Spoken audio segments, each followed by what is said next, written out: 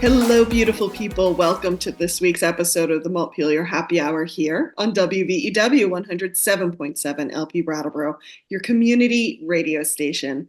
I'm the host and producer of the Happy Hour, Olga Peters, and I am so excited. We have a full set today. Regular contributor Emily Kornheiser is here. She is one of three reps from Brattleboro. So glad you're here, Emily. I'm so glad to be here, Olga, and I was so sorry to miss last week because of my appointment with the wood delivery guy. So really glad to be back. Classic Vermont moment. Just really hoping he'd be able to drive around to the back of the house so there would be less hauling of the wood. So I had to be there to negotiate that. But alas, he did just jump in the driveway. So glad to be here and really excited about our guest. Yes, and our guest, Kevin Ellis. So glad you can be here today. For folks who may not know Kevin, he is a communications consultant and writer working at the nexus of political and cultural change. Held many senior positions at two political consulting firms, worked with clients across the country, spent 10 years as a journalist in Nashville, Washington, D.C., and Burlington. For those who may be familiar with Central Vermont, Kevin is president of the board of directors of Downstreet Housing and Community Development, which is an affordable housing nonprofit similar to folks in our neck of the woods would be familiar with Wyndham and Windsor Housing Trust. He also sits on the boards of the Vermont Journalism Trust and Chelsea Green Publishing. But even more exciting, because we so rarely get to have a fellow podcaster on, he is behind two podcasts, Conflict of Interest, which I highly recommend people check out, and Vermont Viewpoint, which, if I remember correctly, Kevin, you're one of many people who contribute to Vermont Viewpoint. Is that correct? That's right. I host on Thursdays and Fridays. That's right. And that comes out of Central Vermont, does it not? Historic Waterbury Center from WDEV, the friendly pioneer. Wow. Nice branding. We've got him down. Well, I'm excited you're here today, Kevin, and I'll give a little intro, and then I want Emily to kind of expand on her thoughts. But when Emily and I were talking about this, what to talk about this week, she had said, well, what about the Democratic National Convention and how Vermont fits into this wider politics and the general election coming up? And it intrigued me because I was thinking, yeah, so often in Vermont, we think of ourselves as an island, and we can sometimes forget the rest of the big world. But also, I was thinking about, what does the rest of the country think Vermont contributes? And we're known for our skiing. We're known for a lot of, Ben and Jerry's and food and things like that, Bernie Sanders. But I don't know that a lot of folks really consider Vermont. We're not considered a swing state. We're not, I don't know that we're big in the minds of the national landscape when it comes to the general election. So that's why your topic intrigued me, Emily. And so I'm curious for you, when you suggested it, what were you kind of sitting with? Well, unfortunately, I don't have a lot of words to add to what you just said, Olga, but I'll give it a try.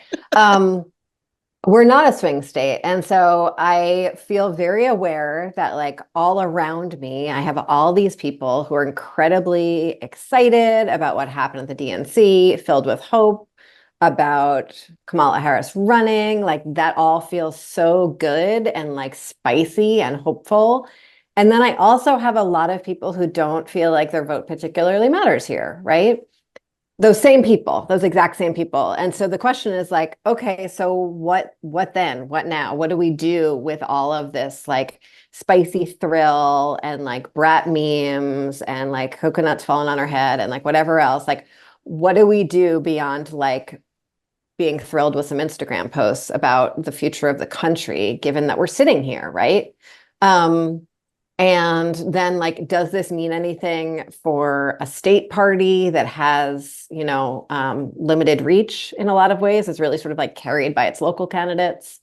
Living here in Brattleboro, I feel very aware that we have not had a presidential candidate visit Vermont in a very, very long time, but they always come to Keene. And Yeah. so, like, so many of my folks down here, right? Like, we'll just go over to Keene to see people. Um, I have friends who are like going to drive to Pennsylvania. There are regular canvases going into New Hampshire, but just like, I don't know, how do we fit into all of it? Like, saw the weird little crew of delighted people that we sent to the convention from Vermont. I think most people don't even know how people wind up going to the convention. Those were some of the thoughts that I was thinking when I suggested this. And I know that Kevin's been paying a lot of attention to it, and he was wanting a chance to get on and talk to us and seemed like a perfect moment of synergy. Hmm. Your Well, turn, Kevin. I think I it's important to remember that I always start with history. People people who don't pay a lot of attention to this think that the framers put the political parties and the conventions in the Constitution, which is not true. Political parties are just kind of social clubs. They're nonprofit social clubs. And Good as point. chair of the Ways and Means Committee, I still can't I can't believe I'm on the same show as the chair of the Ways and Means Committee. I'm a little intimidated, but shouldn't we be taxing these political parties and fraternities and all these people? But that's a tough subject for another Do you think we show. should tax churches too, Kevin? Yeah, churches, Yeah, hospitals. Yeah, yeah, yeah. yeah. Yeah, if you Um, want to carry that as a lobbyist, feel free. okay. All right. Run with that one.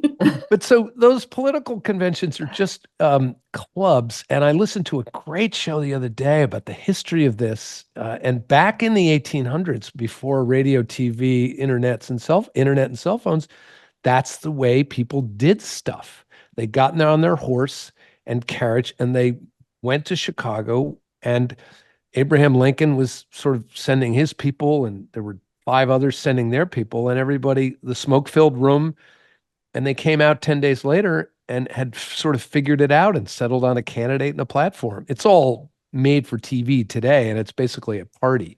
But it's important to remember that.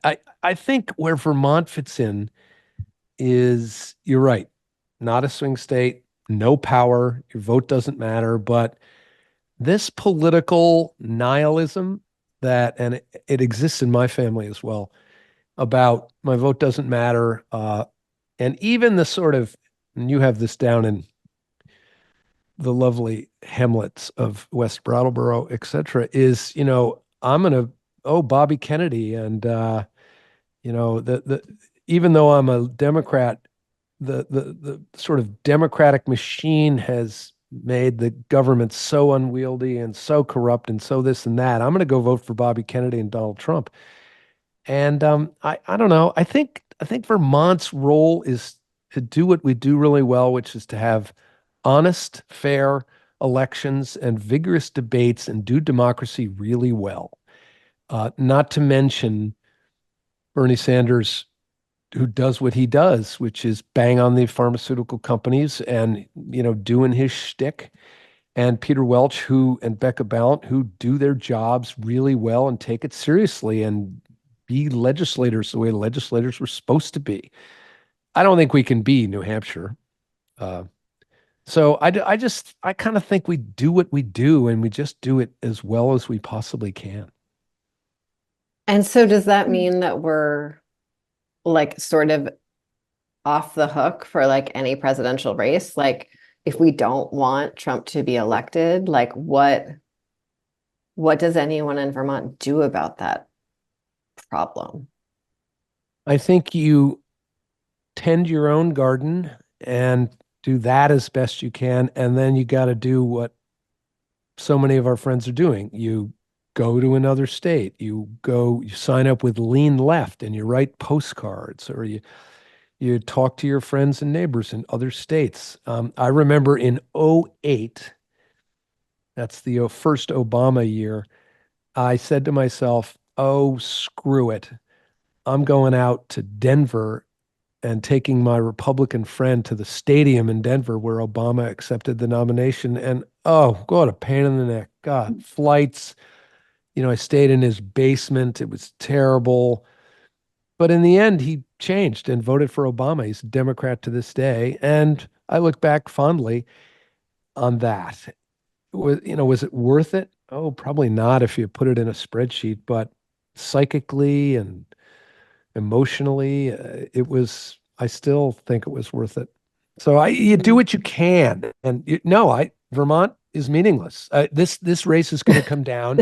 This race is going to come down not just at those swing states. It's going to come down to about 8 swing counties, like Wayne County in Michigan and Maricopa County in wherever that is, Arizona or Nevada. And that's the Electoral College, which Heather Cox Richardson has taught me was an element of, it was a deal made with the slaveholders at the Constitutional Convention so they could retain their power, and we still have it. You know, I will say I pity the people who live in those few counties, you know. Yeah. Even in like my tiny non-polled district and my tiny primary race, you know, where less than 1,000 people voted, I still like, we over communicated with voters. Like it was annoying. They were annoyed. And I just like can't imagine like what it is like to be like assaulted by the entire force of like the electoral system in across the country, like in that tiny county, just like you would never answer the phone or the door at some point, right? Okay, so that makes sense to me, sure. But then like there was the incredible party that was the DNC. That was like, you know, a few days of festivities, incredible speeches. Everyone was talking about it. How does that all impact our lives here? Like I have some ideas, but I'm curious to hear like, or if you have another angle on that question or ideas for yourself, Olga, about like how even coverage of that impacts us. What I will say before I get into that, because yeah, I do have some thoughts on the DNC about Vermont. What's interesting to me, and I probably heard when I was living overseas, I probably heard more people talk about Vermont because once they knew I was from Vermont, you know, it's kind of like self-fulfilling prophecy. But so I was living in London when Obama was elected, and I think at the time Vermont was one of the first states to for the AP to call for Obama. And like people were texting me this, like people were paying attention that, oh my gosh, Vermont was one of the first states. And when I would tell friends I was from Vermont, they'd say, oh, you're not the crazy ones. You're like the Bernie Sanders. You're not crazy like the rest of the country. And in fact, many thought Vermont was in Canada because and then they'd say, but you're not crazy Americans. You must be in Canada. Which was probably insulting to Canada, but I took it as a compliment at the time. But so I guess what I'm trying to say is we probably shouldn't devalue our space completely. Like even if we're not that swing state, people are paying attention. And what you do does matter on some level. It's a great point. I think it's really interesting to think that like of the world, you know, the world's eyes are on America and a lot of folks are very scared by what they're seeing. And to think that maybe Vermont is sort of part of whatever like sliver of trust in America might remain. I'd never really thought about it that way. Yeah, well, when we were coming out of the Bush into the Obama administrations. Yeah, sorry, Kevin, I cut you off. No, that's right. And I think it goes back to like, we just have to keep doing what we do and do it well. We've always done it, whether it was, you know, I'm a Cunin, Dean, Douglas, Snelling era person. And I remember Bob Gannett in Brattleboro.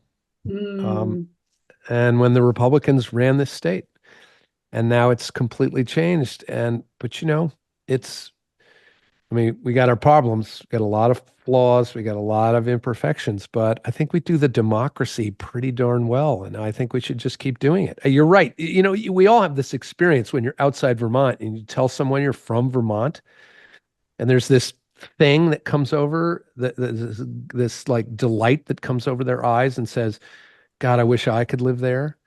And that's the Bernie thing, and it's whatever. Ben and Jerry's it's all the stuff. Hallmark.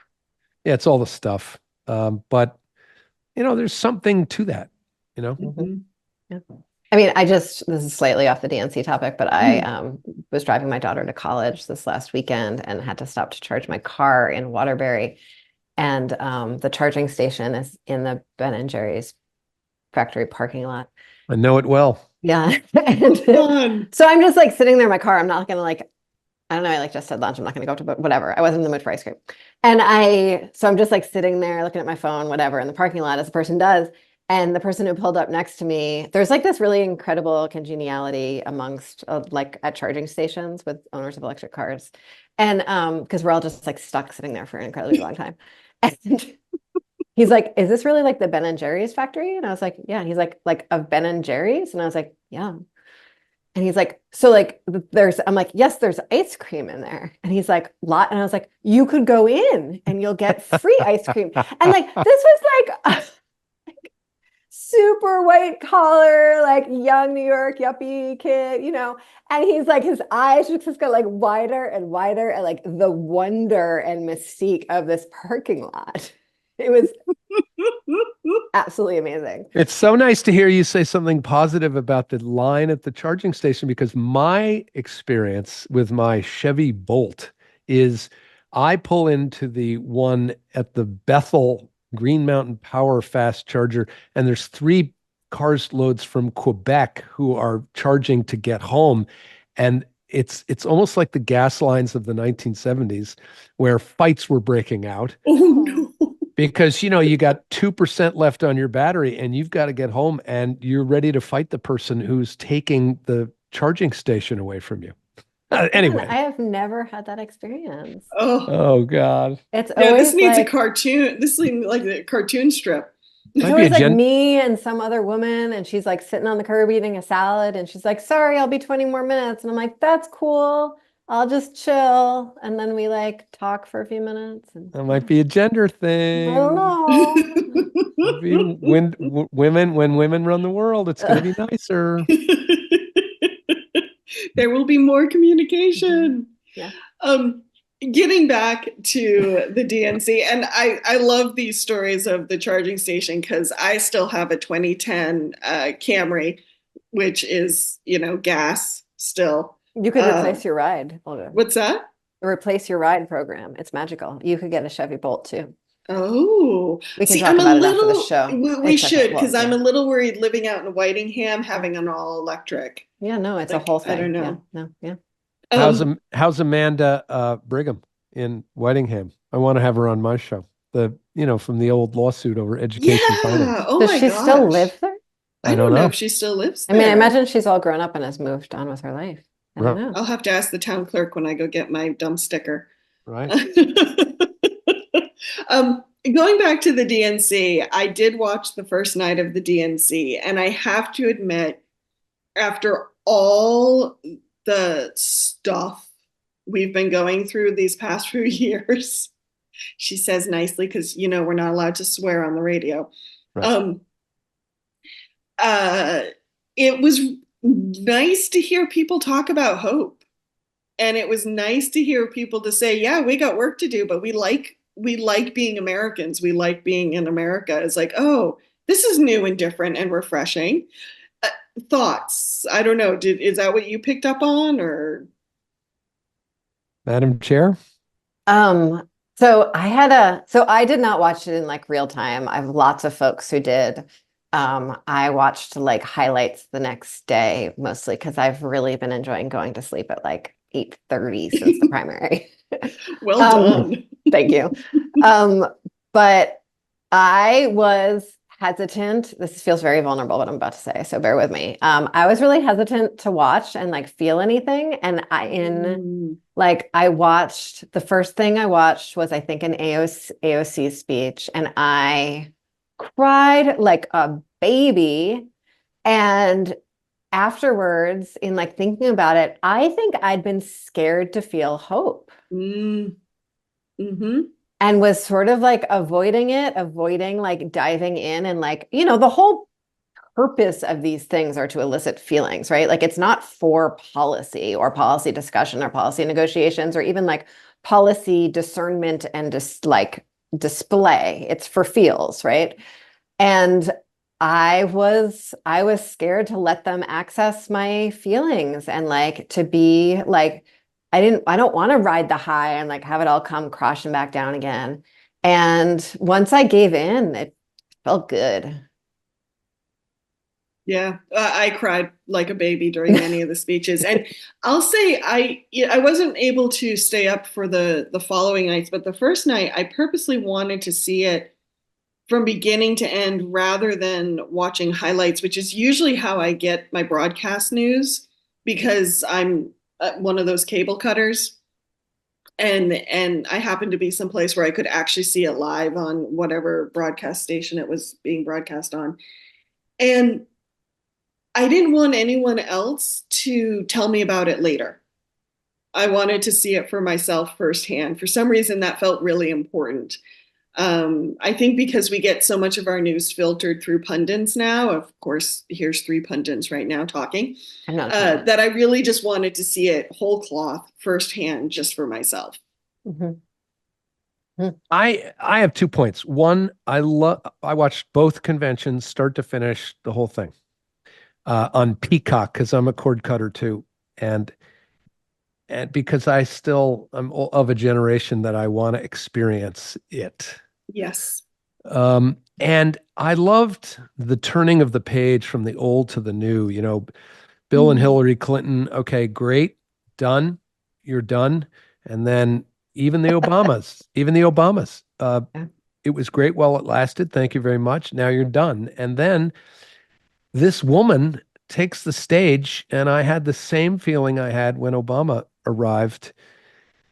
And I thought, and at first, I was thinking, oh, she's gonna bomb. It's gonna be terrible. And same thing Emily said, like, I don't want to hope that, because we all want everybody to be Obama, or we want everybody to be whatever, AOC, which is, I think she is a supernova, superstar, once in a lifetime athlete.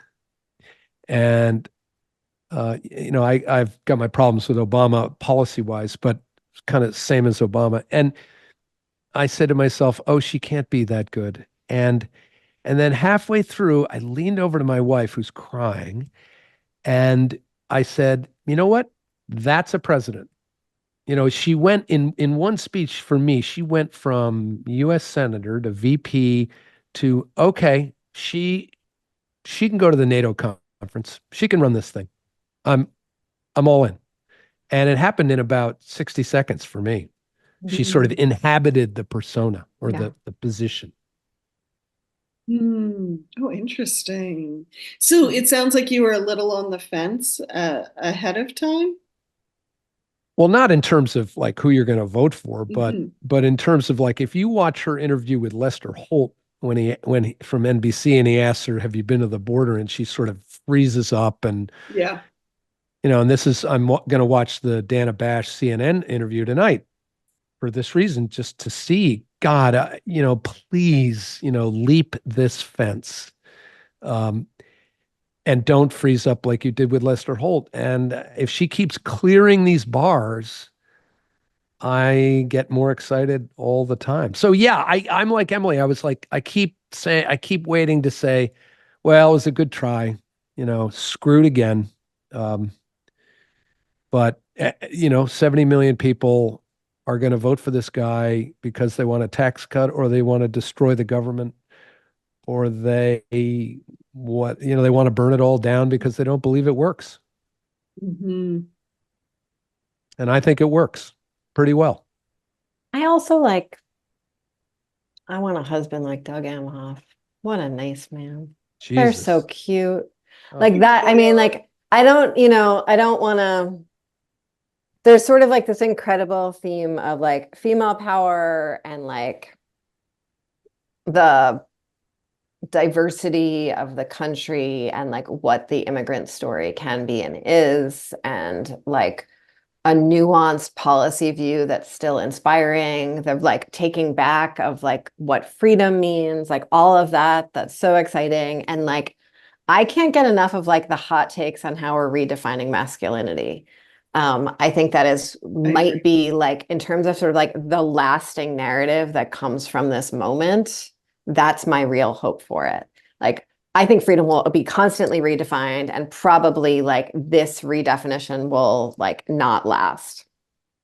I can be hopeful about it, but like that doesn't, but like this moment and the possibility of redefining masculinity at a moment when like it feels like everyone across the country is yearning for that, that feels so powerful to me. And so I don't know if like I'm jumping the gun jumping into that, but that feels everything for me. And like, you know, the relationship, going back to sort of what Vermont is in all of this, the relationship between Vermont and Minnesota, and like the redefinition of rurality and the possibility for rurality, and the fact that Vermont and Minnesota are two places where like what it means to be rural is it means to care about your neighbors, and to care about your children, and like how much this candidate for vice president like has really embodied that both in his politic and his life. That feels thrilling to me as much as like the incredible progressive tax policy that was passed as while he was governor. Like, right. That's like also great. Oh, got so much there. Can I ask you a question, Emily? As a goy who was told by his girlfriend just after college that we could never marry because she was of a different religion than me, which was a total shock to this suburban, white kid. I love Doug Emhoff as just a nice Jewish boy. He didn't need to get one over on anybody. He didn't need to. You want me to carry your bag, Kamala? I'm carrying your bag. You're first off the plane. I mean, and Walls is kind of the same. Yes, it's that like, so coming up as a kid and like the stereotype, like my grandfather, like, who like fought in World War II, washed the dishes. So like both grandfathers, both of my parents' fathers washed the dishes every night. My father washed the dishes every night. I became an adult and like had no idea that women washed the dishes. Like, because I come from this very Jewish community too, right? And so like, and then like when I started realizing that sort of like popular understandings of, American Jewish masculinity were about weakness, right? And that what I saw on the stage, and Bernie embodies this to some degree as well, is that like, Wall's not a Jew, but like a caring, loving, soft father who cares about justice and his neighbors, right? Like Emhoff, just like a good, like just like good men, right? And how there's like this moment, right, where they're saying like, I'm caring, I'm loving, I'm happy for these other people to be powerful next to me. And I am still retaining my sense of self. Like it didn't feel like weakness this time around. No, it feels very confident, and there was no actually. embarrassment about it, no shame. Yeah, it was like that feels so different to me, even as someone who sort of grew up with men who were expected to carry the handbag. And how about and Trump and I mean, it fits like a puzzle piece because Trump and JD Vance embody the old toxic masculinity, and JD Vance is really trying hard to kind of navigate that new world versus because he's married to an immigrant or the child of immigrants who must be saying to him at night, are you sure about this? I want to believe, like I spent some time wanting to believe that like she was actually a very good person and at night was arguing with her husband, but like we don't actually have any evidence of that at all. So I'm going to stop imagining that she's a better person than she is. Yeah. And because I don't know why I want to, maybe just like because she's a woman who went to law school. I really have no idea. Right. And then like, why do I even have that story about her? But I did too. I was hoping. Yeah. I think the thing like with these men and what's possible and how it fits with sort of the toxic masculinity is, Amy Schollenberger, who's a lobbyist at the State House and like one of my just like heroes. talks a lot about like the need for the positive story, like, reacting is losing, right? And I think what's different about this vision of masculinity is it's so much more powerful than saying like, I'm with her, I'm for women, I'm against men. It's saying like, no, look, here's another way to be where we can thrive. So it's not even like commenting on the BS that is like Vance and Trump. It's just being like, look at us where we're like healthy and loving and caring for each other. Yes. That's why I think it's powerful. I'll say one quick thing, and then we do have to hear from some underwriters. What's amazing about what you just said too is if you keep telling the positive story, eventually the other one's going to wither because there's nothing to feed it. And yes, so I agree with Amy on the need for the positive story. So hang tight, folks. Emily, Kevin, and I will be back in a moment here on the Montpelier Happy Hour here on WVEW 107.7 LP Brattleboro, your community radio station. So hang tight. Welcome back to the second half of the Montpelier Happy Hour here on WVEW 107.7 LP Brattleboro, your community radio station. If you're just joining us, I'm Olga Peters, the host and producer, and I'm speaking with regular contributor and representative Emily Kornheiser from Brattleboro, as well as Kevin Ellis, who, if you're not familiar with him, you need to go check out the podcast Conflict of Interest. Kevin is a communication specialist and a former journalist, and has been working in the political sphere for eons. Eons, yeah, eons. He doesn't seem quite that old, but it does sound like eons. So before we dive back into the conversation, of course, I want to thank Brattleboro Community Television for taking the video version of the show, sharing it with PEG stations around the state. And Emily, what do we remind listeners of? Well, Olga, the views and opinions expressed here on the Montpelier Happy Hour are those of the hosts and the guests, respectively, and not the station or platform, jobs, employers, friends, relatives, pets, neighbors, just the people saying the stuff. Yep. So you have a problem with the stuff, you call one of us. Don't bother calling anyone else. Ideally, Olga. Ideally, you call Yeah. Olga. Ideally, Olga. The Montpelier Happy Hour at gmail.com. There you go, folks. During the break, Kevin, you were talking about some of the conversations you have with guests. And I really thought it was powerful because I'll just go back to rural communities quickly. One thing I am appreciating about the redefining of rural is, so often rural is portrayed as the backwards, the racist, the stupid, you're married to your sibling, you have two teeth, and you can't spell communities, where for us it's a very different experience. And I get frustrated with the very negative portrayal at times. But you said something interesting, Kevin. You talk about asking people, what if nobody cares? Or what if we no longer stop during the snowstorm to help someone out of the ditch? Share more of that. Share more of what you're thinking about. Well, I just think that I don't want to be dark here because I am an incredibly optimistic guy, but feel free. Trump's broken every rule. He just yesterday, we're talking now on a Thursday, he yesterday posted incredibly graphic and explicit sexual words about Kamala Harris that go way beyond anything he's sort of ever said. And he's not going to pay a price for that.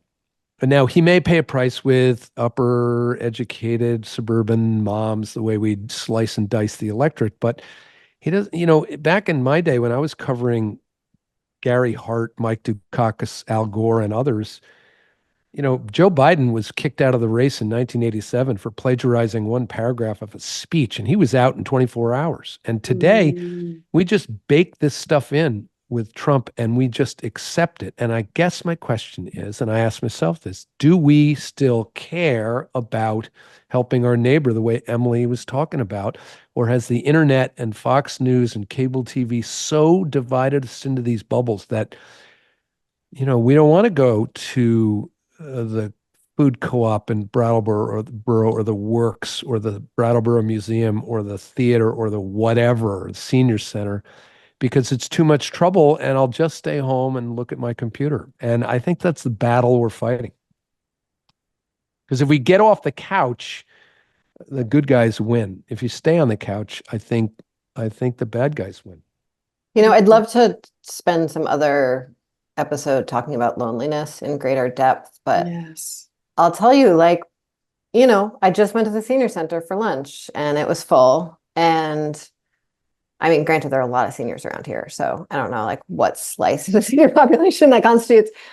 And, people are very worried about downtown Brattleboro right now. And I'm having lots of conversations about that. But the other day I was on my way to the Brattleboro Food Co-op to pick something up. And all of a sudden the streets were full of people in fancy outfits getting out of the opera at the Latches, right?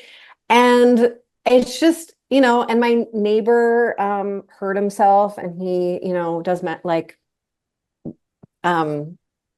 manual labor and so hasn't been able to work. And the way I've seen the rest of the neighborhood show up. And there was a woman sleeping on the street on Main Street in Brattleboro the other day. And I, along with a bunch of us were sort of pausing to be is she breathing or is she and everyone was sort of checking with each other about what does it mean to help this person, right? So I don't know. I mean, I know here we care and I know in Minnesota they care. And I have to assume that and I know in New York City they care. Yeah. So I have to think if it's true in those three places, it's true other places that I haven't known as intimately. I don't know. I think it's yeah. I think it's in us. I think it's in us and we'll do it. And the forces of market capitalism are trying to slice and dice us and force us away from it. And we just got to keep battling. Just one historical note, your point about the Latches. The Latches was saved in 1980, I can't remember, by Paul Brune at the Preservation Trust of Vermont and a bunch of others who said, we're not going to let this thing die. And imagine if we allow ourselves to not give a damn anymore and you lose the Latches, I don't know. I'm not sure what would be there, but there's stuff going on there that matters. Yeah. I had a similar conversation for a different article for Vermont Business Magazine. I was interviewing folks behind Jenna's Promise, which I think I've mentioned before. And I think I mentioned this on the last show because so much of this conversation keeps coming up for me. And I keep kind of mulling over some of this conversation. But to that note of caring and showing up and getting off the couch is, we were talking specifically about the diseases of despair, loneliness, suicide, substance misuse, alcoholism, and isolation, and how that can creep into a community itself. And Daniel Franklin made the point that you start seeing it when stores close downtown. Yeah. And businesses move out. You start seeing it on the actual Main Street level of a community when it's in despair. And it's just given me a whole different way of even looking at that concept of despair and what we do or we don't do when we're feeling it or seeing it. And it's gotten me feeling much more okay, this is something that we need to stop in its tracks. This concept of despair. Yeah. I grew up in New York in the 80s, which the city at that point was sort of famous for all of that, and has turned around. And I remember right after college, I was driving to Chicago and I went through Gary, Indiana. And I had studied Gary, Indiana, like very in depth in college because it's an example of like a 1920s industrial progressive era boomtown. And so I'd like done this really deep dive on Gary, Indiana, sort of coincidentally, and drove through it in the 90s. And there was nothing open except plasma donation clinics and fast food restaurants, like to the degree I had never seen anywhere before, and I've actually never seen since. And Gary, Indiana is actually now like a booming suburb of Chicago. And that wasn't that long ago. And so, like, even when we're scared for the whole country, which is too big a bite to like deal with, and we're too like, and we're pinning all of our hopes on this one woman who gave a very good speech and has some great memes, and I think will be a good leader. We like need to remember that just because the hope like fizzles doesn't mean that like there is no like we never go past the point of being able to come back from something. And speaking of that, I want to shift gears very slightly and ask you, Kevin, like we're talking about this, like, before the break, we talked about like new visions of masculinity and like what it would mean for the country to get comfortable with that. And like, you talk about yourself very explicitly as an old white guy, and you were like in this stuff. You were like in the hyper masculinity of like the movers and shakers in politics. And I've seen you be just like unbelievably psyched about a vision of like at least a Montpelier legislature that's really run by women. And so like what does it feel like for you to be part of all of that? It feels great to not be part of the white male power structure in which I've actively stopped participating in as best I can, and focus on Emerge Vermont and turning the page to the next generation, which Democrats did at this convention. There's a scene in Madeline Cunan's first book in which, when she was chair of House Appropriations, they were getting ready to do the conference committee on the budget, and the Senate chair, I think, was Bob Bloomer from Rutland, and the lieutenant governor was Is that John's father? John's uncle. Uncle. Okay.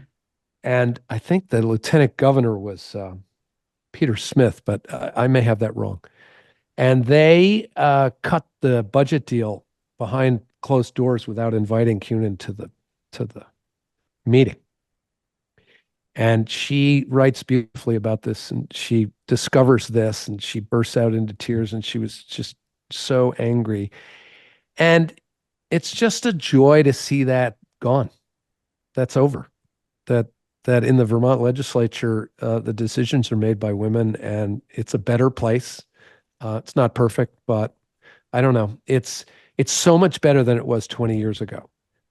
It's not that it was truly bad, but it's just diversity. It's true. The trope is true. Diversity leads to better decision making. Just does. And I don't know. It's nice to see that old structure wither and die. I don't know. Does that answer your question? Yeah, it does. Yeah. Because it wasn't much fun. I got to say, women are a hell of a lot more fun. They just are. And, I had another point off of that, which is, here's a hopeful point. And I'll test it on you and see if you agree. The 50% of the Trump voters know who he really is and don't believe in him as a human being. They know what he's selling is a lie, that it's a grift, that it's a branding thing, that it's just fake. They know what we know. When it comes to Harris and Walz, we're all sort of saying, yeah, they're the real deal. That's real. We can believe in them. They're telling me the truth. I mean, she's a politician at a very high level, and that's, you're going to be disappointed at times by the political realities. But I think in the end, that's the difference in the election, and that's what you got to fight for, is believing in something that is good versus not believing in something that's really bad, but voting for it anyway. Mm. Hmm. They don't buy it. They know he's a bad guy, but they want the ride, whether it's JD Hmm. Vance's wife or whether it's Peter Navarro and all those other criminals. They just want the ride, the power ride, because it's Mhm. cool. Well, and it's very adrenaline fueled. Yeah, And so it's exciting in the moment, even if it's kind of a little bit like empty calories, where you go through that bag of cookies or you go through that bag of chips and it's really yummy at the time, but then you have a stomach ache later. and they think that Emily Kornheiser's view of the world is taking their stuff away. Mm-hmm. No. And what I said in my weekly Substack post was AOC, after AOC's speech, I said AOC and the rest of them, the woman from Texas, the Mhm. congresswoman from Texas, I said they are coming for you, and they're gonna get theirs because you've taken it from them for a long, long time. And AOC's a superstar, and she's coming for you, and she's going to take her share. I think she's coming for you and she's going to improve your life. Yeah, Totally. ultimately. Like that's the, Yeah. and I also understand, like, so I think that's really hard to believe. Like, I think that's the hardest thing to believe about all this theory of change. And like, I have a lot of questions about like how neoliberal Kamala is or isn't when it comes down to it. And I think how Sure. neoliberal she is when it comes down to it actually depends on who she surrounds herself with and not anything intrinsic to her, right? And so that's where my hope is. It's like who people in power surround themselves with. Mm-hmm. But um, as I talk to people about in Vermont, it could be the Affordable Heat Act, or nationally, it could be Medicare for all, right? What it means for someone to think like government's going to intervene, and in government intervening, my life is somehow going to improve. I think it's actually fairly impossible to believe if you've never seen it. Um, Yeah. and so, Yeah. like, if yeah. And like I can give piles of examples of what that looks like. I think poor white folks have been, certainly experienced a lot of challenges with criminalization, and the war on drugs, and we talk about that in the context of race, but it's very much also in the context of class. And Mm-hmm. um, Bernie doesn't talk about this as much as he used to, but like a lot of it's a class war, and some people are in the class war have chosen that Trump is the person because the rate of their rage about the class war, and some people haven't. And I don't know what to do about that. Well, you can blame Bill Clinton for a lot, and one of it is Happy to. shipping all those jobs overseas with the Yeah. NAFTA agreement. And I have a favorite saying, which is Bernie was right. He was right about Mm-hmm. NAFTA. He was right about Mhm. these trade deals, and I kind of back in the day, I was kind of like, yeah, but Bill Clinton's a good Democrat, and I gotta support this trade deal, and Bernie's kind of crazy. And boy, I'll tell you, 20 years later, I'm saying, oh my God, he was right. I was wrong.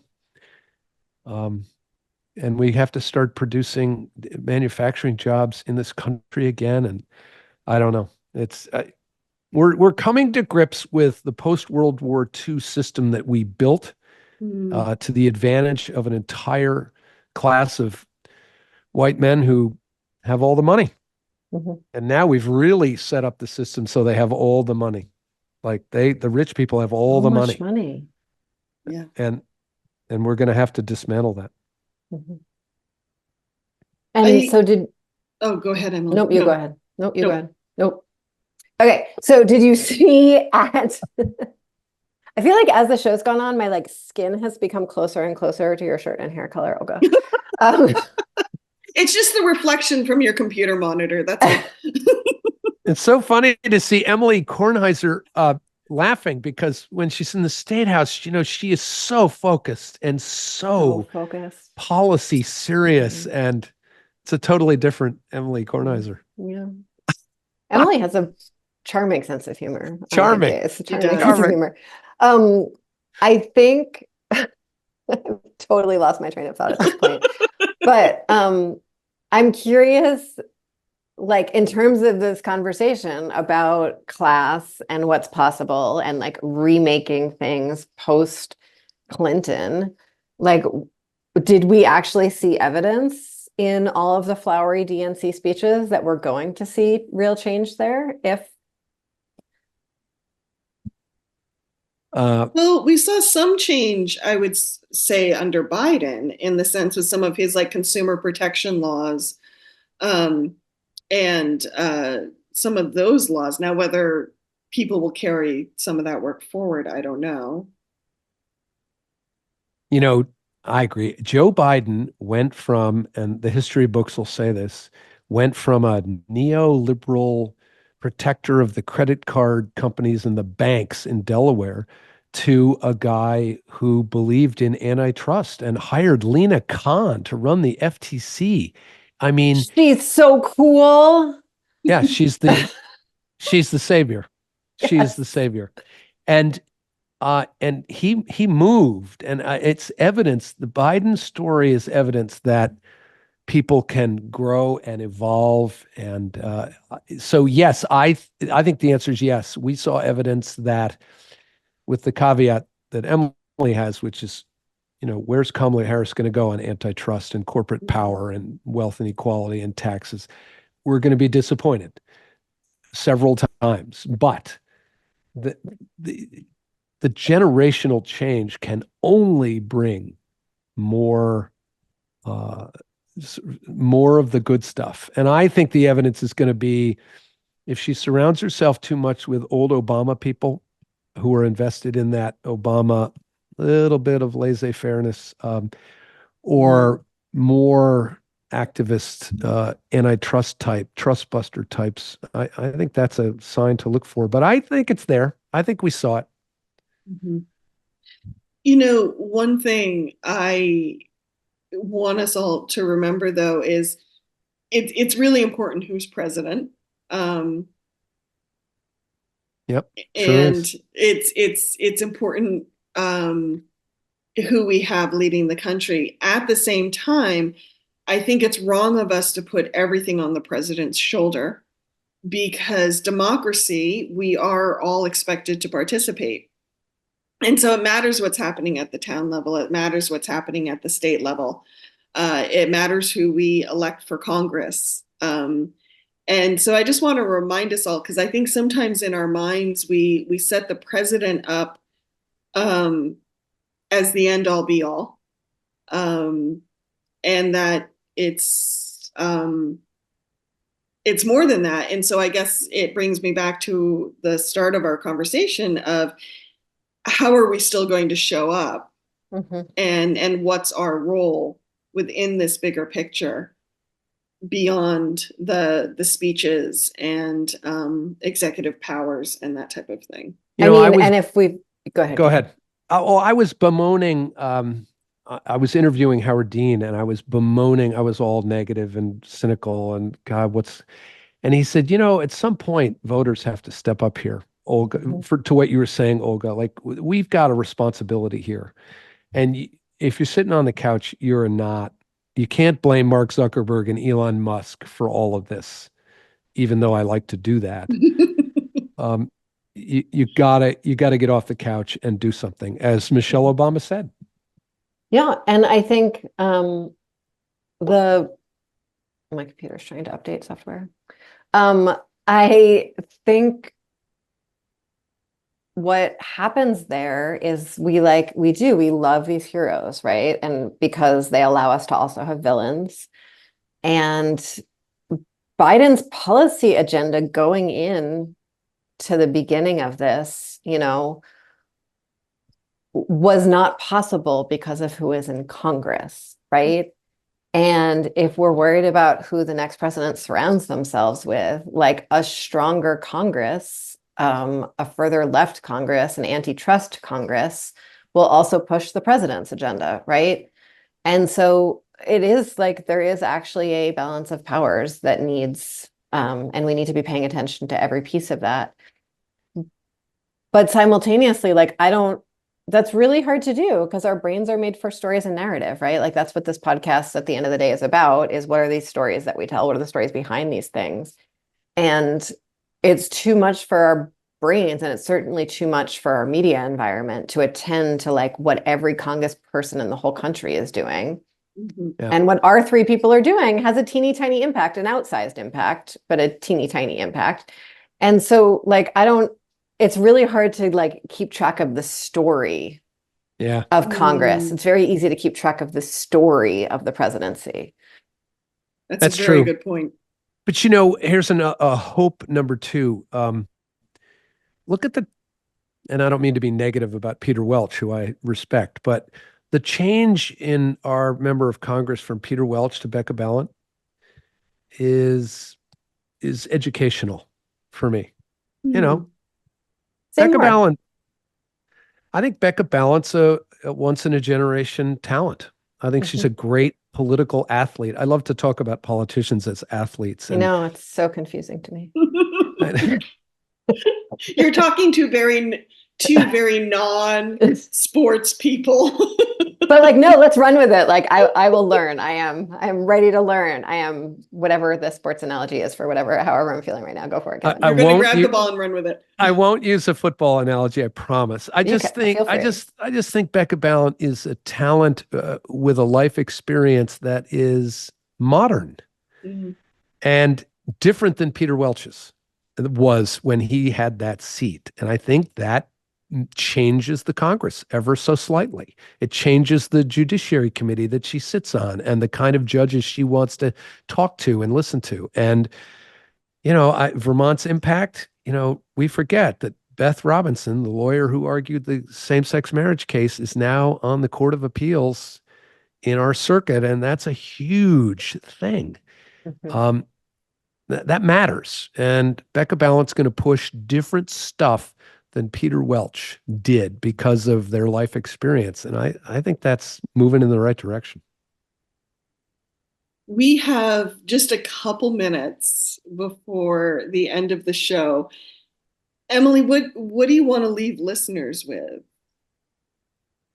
There is some universe where I will ever be ready to answer that question in any interview. I don't understand. I've been doing this for like 7 years now, and I still never have an answer to that question. That, like, again, I mean, it feels so trite, but like we all have a part to play, and we can't make like outsized heroes and villains of these people in our lives.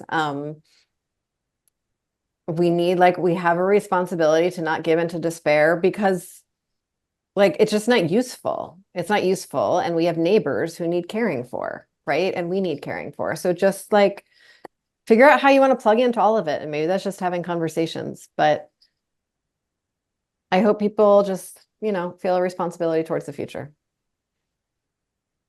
And I would say that agree with that and repeat what Obama said many years ago, said, this is not a game. These stakes are high. There's nuclear weapons and serious people.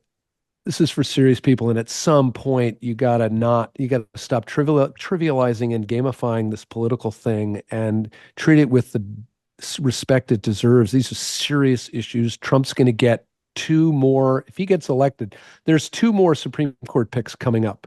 Thomas is going to retire. And so the stakes, just nuclear weapons in the Supreme Court, just those 2 require me to keep writing and keep talking and, keep causing trouble because the stakes are high. It's not a game. Also, to be quite explicit, if folks want to volunteer to get involved in like New Hampshire and Pennsylvania, they can send me an email and I'll hook them up with volunteer opportunities. And that is ekornheiser@gmail.com, or you can just Google me, Emily Kornheiser. You can go to my website, emilykornheiser.org, and you'll find all my contact information there. Same with me. Google me, you'll find me. It's easy. And I want to thank everyone for joining us this week. Emily Kornheiser, regular contributor, Kevin Ellis, thank you so much for joining us today. I will bring it back to, showing up takes work. And so many of us have so much in our lives that showing up feels hard. At the same time, if you show up, you get to choose how you show up and where you plug in, and you get to be more conscious about your community. And so you actually have more power if you show up than if you just sit on the couch. And so I would just encourage people to show up. And the Montpelier Happy Hour will show up on Friday on WVEW 107.7 LP Brattleboro, your community radio station. We're rebroadcasted on Wednesday mornings. And of course, wherever you find your podcasts, you can also find us. So take care, everyone, and have a good weekend.